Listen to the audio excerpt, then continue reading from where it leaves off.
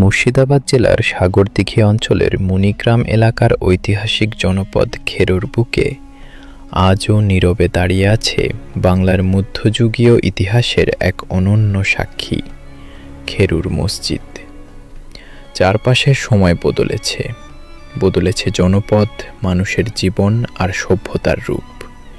কিন্তু শতাব্দীর পর শতাব্দী ধরে এই প্রাচীন মসজিদ যেন অতীত বাংলার স্মৃতিকে আঁকড়ে ধরে এখনও মাথা উঁচু করে দাঁড়িয়ে আছে।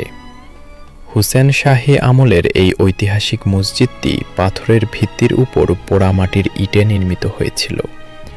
অলঙ্করণ ও মিনারের সূক্ষ্ম কারুকাজে আজও স্পষ্ট ফুটে ওঠে অপূর্ব পারস্য স্থাপত্য শৈলীর ছাপ।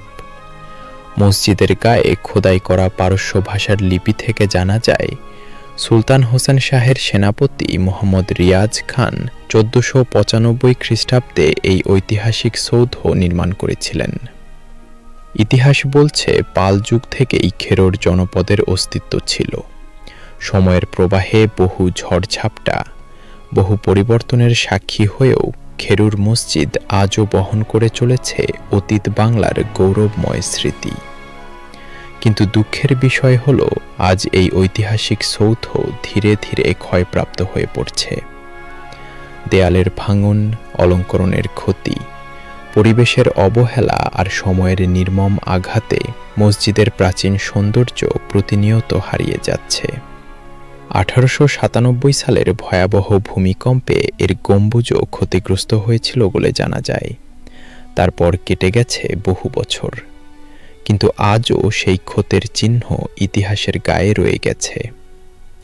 খেরুর মসজিদ শুধু একটি ধর্মীয় উপাসনালয় নয়, এটি বাংলার ইতিহাস, শিল্প ও সাংস্কৃতিক আত্মপরিচয়ের এক অমূল্য দলিল।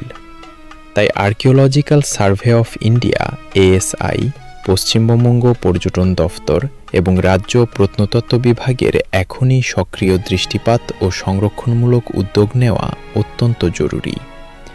কারণ ইতিহাস একবার হারিয়ে গেলে তাকে আর কখনো ফিরিয়ে আনা যায় না।